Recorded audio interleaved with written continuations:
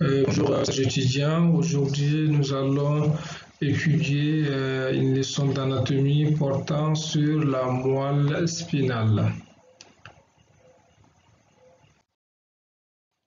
Donc voici les objectifs assignés à cette leçon. À la fin de cette leçon, vous devrez être capable de définir la moelle spinale, de décrire la morphologie externe de la moelle spinale, de décrire la morphologie interne de la moelle spinale à l'aide d'une coupe transversale, de citer deux rapports osteo-fibreux ventraux de la moelle spinale, de décrire la vascularisation artérielle de la moelle spinale, d'énumérer deux moyens d'exploration morphologique de la moelle spinale.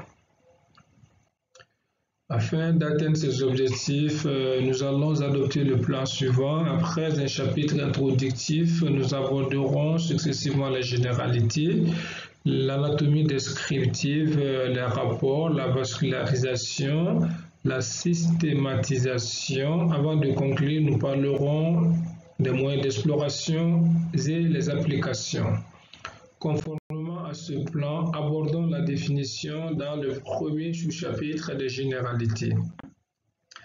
La moelle spinale est une masse de tissu nerveux pratiquement cylindrique située dans le canal vertébral. Vous retenez de cette définition masse de tissu nerveux,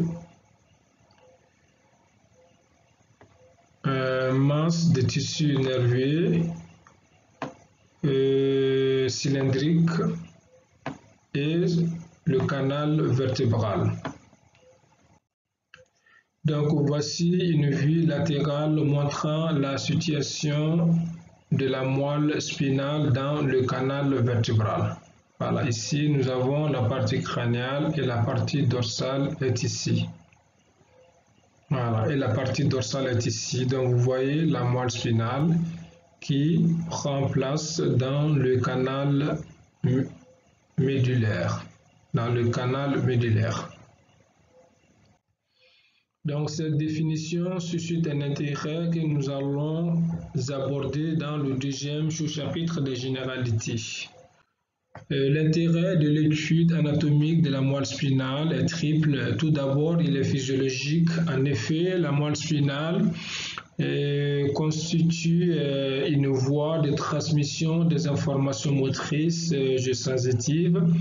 Ensuite, l'intérêt est pathologique. La moelle spinale peut être affectée de plusieurs pathologies. Nous mentionnons notamment la syringomyélie, la section totale de la moelle spinale au cours d'un traumatisme, l'hémisection médullaire ou la compression médullaire. Enfin, l'intérêt est thérapeutique. La connaissance profonde des structures et des fonctions de la moelle spinale est à la base de la prévention et ou du traitement de ces pathologies sus-mentionnées. Afin de faciliter la compréhension de ce qui suivra, faisons un rappel embryologique dans le troisième sous-chapitre des généralités. Ici, vous avez une structure schématique du disque tridermique et des sacs embryonnaires. Donc, vous retenez ici la première cavité qui est la cavité amniotique. En deux, ici, vous avez la cavité vitelline et la cavité coelomique extra-embryonnaire. Il faudrait comprendre que ces trois cavités sont bordées par des tissus ou par trois groupes de tissus fondamentaux qui vont former les trois couches de cellules, c'est-à-dire l'ectoderme, l'endoderme et le mésoderme. Donc l'ensemble des organismes ou l'ensemble des structures de l'organisme vont découler de ces trois couches de cellules, l'ectoblaste, endoblaste et le mésoblaste. Donc, l'organogenèse du système nerveux commence tout d'abord par une plaque, ici que vous voyez ici là, une plaque neurale. Donc, cette plaque neurale va se transformer en une gouttière neurale. avec ici l'ectoblaste ici, la crête neurale et la gouttière. Après, la gouttière, par le rapprochement des deux lèvres, va réaliser ou former ce qu'on appelle un tube neural. Voilà, donc un tube neural.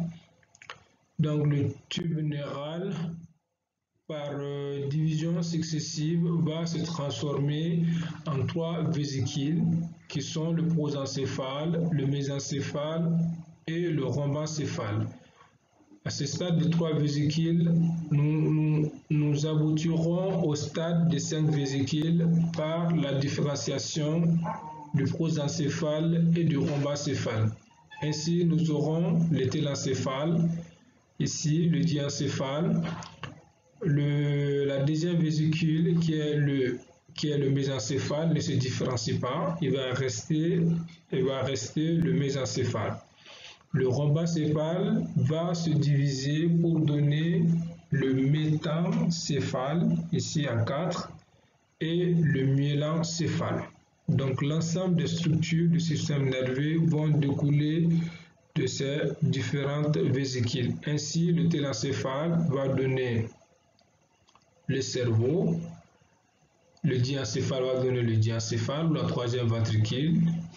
Le mésencéphale va donner l'étage supérieur du tronc cérébral qu'on appelle le mésencéphale ou les pédoncules cérébraux. Le métencéphale, lui, il va donner le pont. Il va avoir un bourgeonnement au niveau de la face dorsale du métencéphale qui aboutira à la formation du cervelet. Le myélencéphale, lui, il va donner la moelle allongée, c'est-à-dire la partie basse du tronc cérébral. Voilà, et vous avez ici donc la partie de la moelle spinale qui va poursuivre le système nerveux central dans le canal médullaire. Donc, ces considérations générales vont nous permettre d'aborder l'anatomie descriptive en commençant par la morphologie externe. Quand on regarde la moelle spinale sur une vue de face, on se rend compte que la moelle spinale présente 2 renflements. Un renflement qu'on appelle le renflement cervical ou l'intumescence cervicale. Un deuxième renflement qui est le renflement lombal ou l'intumescence lombale. Donc, ici, vous avez le début de la moelle spinale au niveau de la jonction bulbo-médullaire, c'est-à-dire cette jonction va correspondre à un orifice au niveau de la base du crâne qui est le foramen magnum que nous avons vu en première année. Ensuite, vous avez le premier renflement cervical. Ensuite, vous avez une partie ou une zone effilée là, ici, donc il va correspondre à ce qu'on appelle à la moelle thoracique. Et après vient le deuxième renflement qui est le renflement lombal ou l'intumescence lombale. Donc par rapport au premier renflement cervical, donc le premier renflement cervical s'étend de la troisième vertèbre cervicale à la première vertèbre thoracique. Pourquoi on a ce renflement? En effet, où ce renflement va correspondre à l'émergence des racines qui vont constituer un plexus très important qui est le plexus brachial.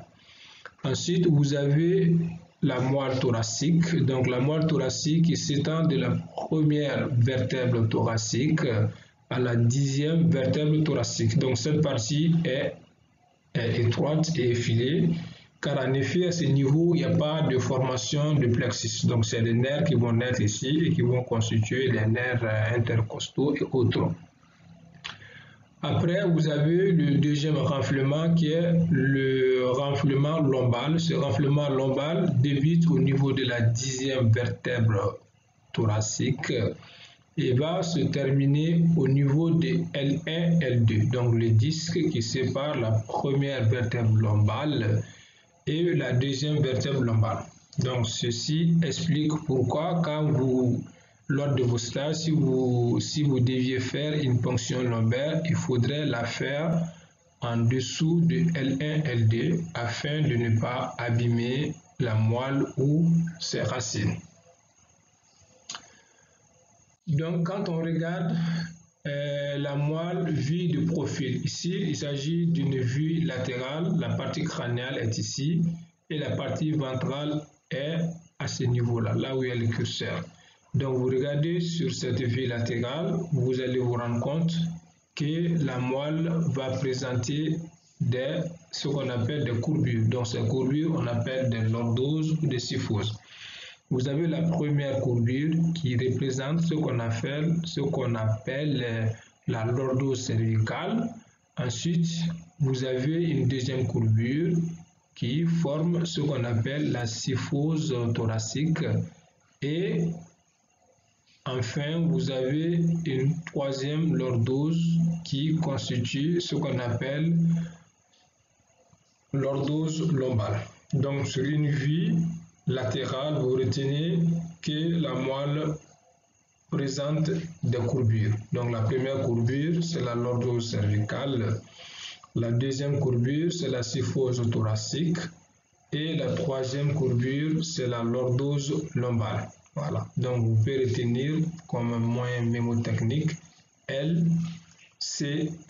Donc, c'est le nom d'une banque française, quoi. Donc, c'est un moyen mémotechnique. Donc après, ici, quand on regarde cette coupe transversale de la moelle spinale, on s'aperçoit en fait qu'il y a des dépressions. Donc ces dépressions, on appelle des sillons. Donc quand on regarde ici, vous avez la partie, on va d'abord orienter, ici vous avez la partie ventrale qui est dirigée vers le bas, et là vous avez la partie dorsale. Donc quand on regarde la morphologie externe, c'est-à-dire l'aspect extérieur de la moelle, donc on voit des sillons. Ici, en avant, on a un sillon qui est profond, c'est le sillon le plus profond qu'on appelle le sillon ventral ou encore la fissure ventrale antérieure. Après, juste après, vous avez ici une petite dépression qui est le sillon latéro-ventral. En arrière, dans la partie dorsale, vous avez une dépression qui va constituer les sillons latéraux-dorsal. Donc en avant, vous avez le sillon ventrolatéral et en arrière, vous avez le sillon dorso-latéraux-dorsal et sur la ligne médiane, vous avez le sillon dorsal. Donc le sillon dorsal qui est peu profond par rapport au sillon ventral. Donc regardez bien là. Donc c'est juste une petite dépression à ce niveau. Et là, vous avez quand même le sillon ventral qui est plus profond. Voilà. Donc, toujours par rapport à la morphologie externe, ici, c'est une coupe transversale de la moelle qui va montrer l'émergence de la formation des racines. Voilà. Donc, du point de vue configuration ou morphologie externe, il y a ce qu'on appelle la formation des racines. Ici, vous avez des radicelles dorsales là qui vont donner naissance donc à la racine dorsale de la moelle.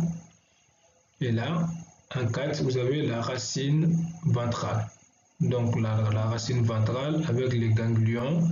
Ici, le ganglion spinal qui est porté par la racine dorsale et les deux racines, la racine ventrale ici et la racine dorsale vont s'unir afin de former ce qu'on appelle le nerf spinal. Donc quand on regarde la moelle, l'aspect extérieur de la moelle, on voit l'émergence de ces racines-là. Donc après, toujours, comme on le disait, ici, sur une vue antérieure de la moelle, donc nous voyons ceci, l'émergence de ces racines-là. Donc vous avez les racines cervicales qui ont un trajet presque horizontal. Ensuite, vous avez les racines thoraciques. Ensuite, vous avez ce qu'on appelle les racines lombo-sacrales qui vont former la queue de cheval. Et enfin, vous avez le filum terminale là. Donc, quand on regarde l'aspect extérieur de la moelle, on voit l'émergence de ces différentes racines.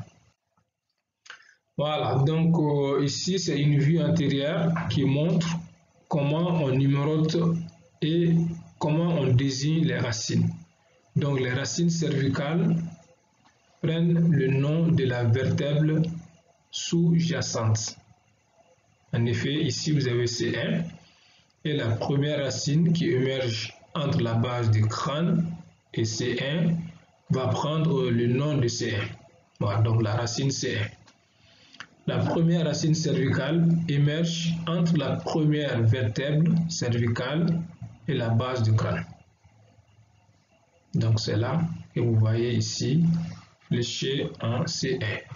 Donc les racines thoraciques prennent le nom de la vertèbre sous-jacente ici. Donc ici vous prenez là, donc il y a T1 et T2. Pour numéroter ces racines-là vont prendre le nom de la vertèbre sous-jacente. Donc ainsi vous aurez ici en dessous de T1 la racine T1. Quant aux racines lombales, elles vont prendre le nom de la vertèbre sous-jacente également. Les racines sacrales prennent le nom de la vertèbre sous-jacente aussi.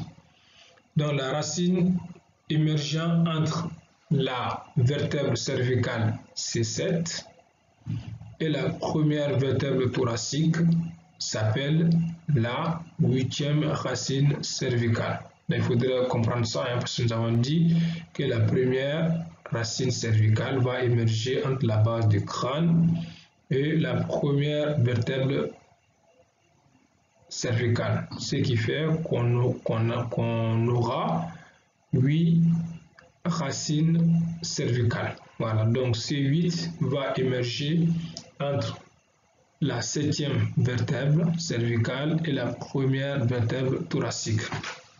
Donc, quand on regarde cela de très près, on va se rendre compte qu'il y a au niveau d'une hémimoelle qui a 8 paires de racines cervicales, 12 paires de racines thoraciques, 5 paires de racines lombales, 5 paires de racines sacrales, 1 ou 2 paires de racines coccygènes. Voilà, donc ça c'est par rapport au nombre des vertèbres. Donc après l'étude de la morphologie externe, nous allons aborder les dimensions dans le deuxième sous-chapitre de l'anatomie descriptive. La moelle mesure environ 45 cm de long, son diamètre fait 1 cm et son poids fait 35 grammes. Donc, abordons dans le troisième sous-chapitre de l'anatomie descriptive les moyens de fixité. La moelle est maintenue en place crânialement, c'est-à-dire en haut, par sa continuité avec la moelle allongée dans l'étage inférieur du tronc cérébral. En bas, elle est maintenue par le ligament coccygène. Donc le ligament coccygène qui en fait va fixer le filum terminale sur le coccyx. Et latéralement, la moelle est maintenue par ce qu'on appelle des ligaments, donc notamment les ligaments dentelés qui vont la fixer à la dure mère. Donc après les moyens de fixité, nous allons aborder la configuration ou la morphologie interne de la moelle spinale. Donc ici, nous avons une courbe transversale de la moelle qui montre l'intérieur de la moelle. Donc ce qu'on appelle la morphologie, ce qu'on voit quand on réalise une courbe de la moelle.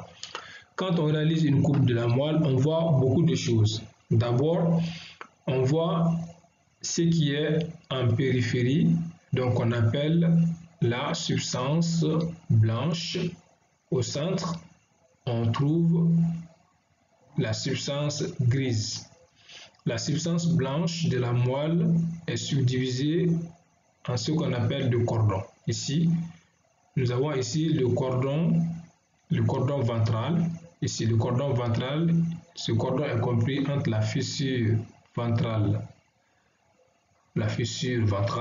et le sillon latéraux-ventral. Donc, vous avez la substance blanche qui s'appelle le cordon ventral. Ensuite, nous avons le cordon latéral qui représente la substance blanche qui est comprise entre le sillon ventrolatéral et le sillon dorsolatéral. Donc toute cette partie constitue ce qu'on appelle le cordon latéral. Donc enfin, nous avons ici du sillon dorsolatéral au sillon dorsal médian de la substance blanche qui constitue ce qu'on appelle le cordon dorsal. Donc ce cordon dorsal est subdivisé en deux sous-parties. Nous avons le cordon gracile, là à ce niveau, qui est plus proche de l'axe de symétrie. Et en dehors, nous avons le cordon cunéiforme. Ça, c'était par rapport à la substance blanche. Concernant la substance grise est également subdivisée. Nous avons ici en avant ce qu'on appelle la corne ventrale. Ici, nous avons la corne ventrale droite et là, nous avons la corne ventrale gauche. Donc après, nous avons la corne dorsale, donc vers l'arrière, donc vers le dos, quoi. Donc nous avons la corne dorsale ici et là la corne dorsale gauche. Donc au centre, nous avons un orifice qui constitue ce qu'on appelle le canal central. Donc en arrière du canal central, on a de la substance grise. La substance grise qui en fait constitue ce qu'on appelle la commissure grise dorsale. Et en avant de cet orifice, du canal central, nous avons la substance grise qui constitue ce qu'on appelle la commissure grise ventrale. Donc si vous remarquez, la commissure grise ventrale va faire communiquer la corne ventrale gauche et la corne ventrale droite. La commissure grise dorsale en arrière du canal épendymère fait communiquer la corne dorsale gauche et la corne dorsale droite. Voilà. Donc le troisième élément qu'on voit du point de vue morphologie interne de la moelle, c'est le canal. Donc vous voyez ici là, il y a un orifice. Donc ça c'est le canal médulaire central. Donc pour me résumer, vous retenez du point de vue morphologie interne que la moelle présente trois parties. Il y a de la substance grise il y a de la substance blanche d'abord ici. Donc la substance blanche qui est subdivisée en ce qu'on appelle qui est subdivisée en cordons, et au centre, donc vous avez la substance blanche qui épouse la forme d'un papillon ou d'un H majuscule, et cette substance grise est également subdivisée, voilà, en ce qu'on appelle en corne dorsale, en corne ventrale et en commissure grise dorsale et commissure grise ventrale. Le troisième élément, c'est le canal épendymère qui est vraiment très étroit au niveau de la moelle.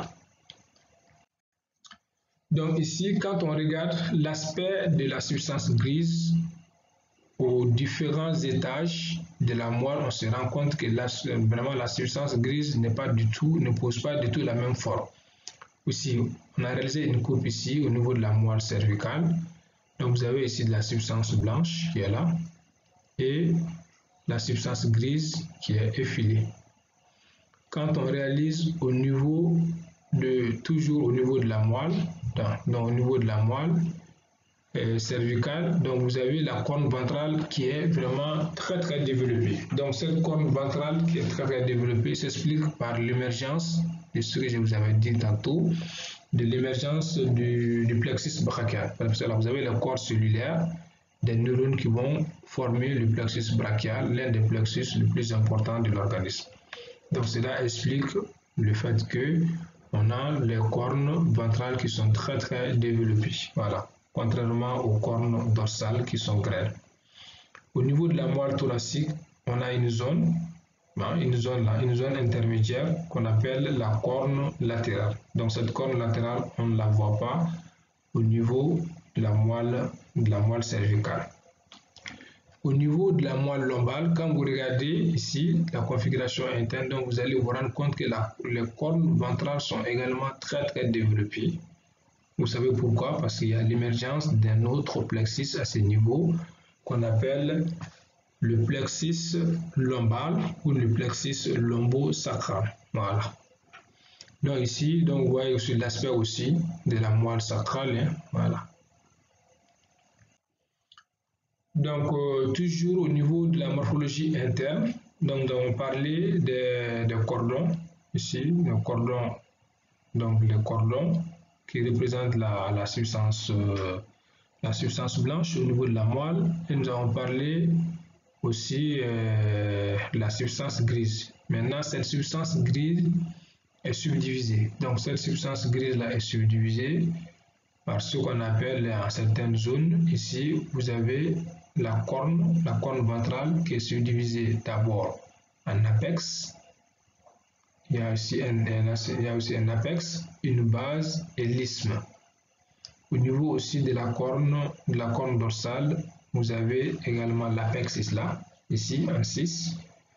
Et vous avez au niveau de l'apex de la corne dorsale, vous avez deux types de substances. Ici, qu'on appelle la substance gélatineuse. Et là, ensuite, vous avez la substance spongieuse. Et la corne dorsale est fixée à la périphérie de la moelle par ce qu'on appelle la zone terminale.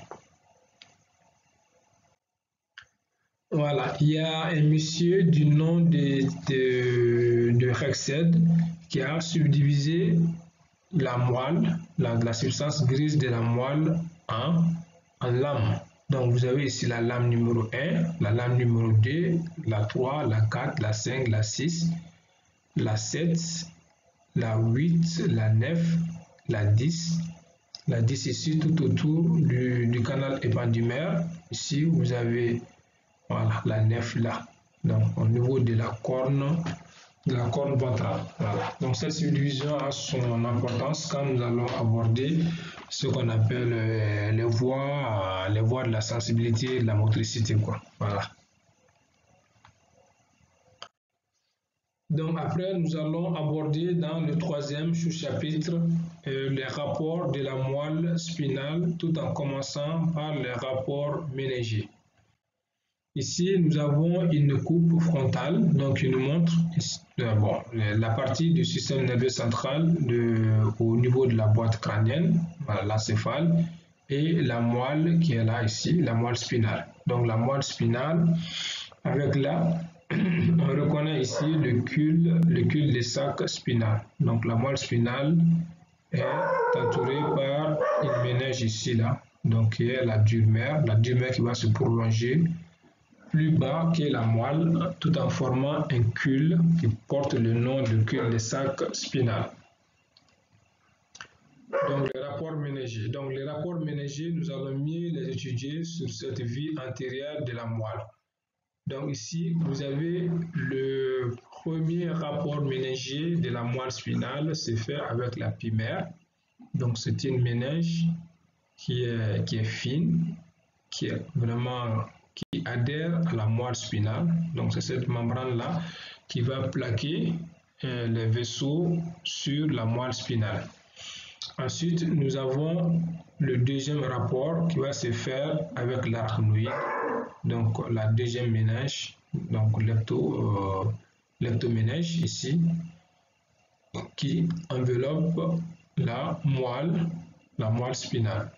Et le troisième rapport méningé se fait avec la dure mère. Donc ici, vous avez la dure mère. Voilà. Donc le rapport méningé de la moelle se fait d'abord avec la pimère qui est accolée à la moelle. Ensuite, vous avez l'arachnoïde. Et ensuite, vous avez la dure mère. Donc, entre ces enveloppes de la moelle, vous avez des espaces. Ici, vous avez ce qu'on appelle l'espace subarachnoïdien. Donc, c'est l'espace qui est compris entre la pimère et l'arachnoïde. Après, vous avez l'espace sous-dural. Donc, vous avez la dure mère et l'arachnoïde. Entre les deux, vous avez l'espace sous-dural. Voilà. Donc, plus bas, ce que je vous ai montré là sur la figure précédente, vous avez ici la citerne caudale. Voilà. Donc, la moelle s'arrête là. Mais il y a ces enveloppes notamment l'arachnoïde et la dure mère qui vont se prolonger plus bas, donc formant ici en bas ce qu'on appelle la citerne caudale. Donc vous retenez ces trois rapports ménagés de la moelle: 1, la pimère, 2, l'arachnoïde et 3, la dure mère, avec la formation des espaces qui séparent ces différents niveaux. Donc nous allons enregistrer cette vidéo là, mon ordinateur est déchargé. La fois dernière, la prochaine fois, nous compléterons le reste de la leçon.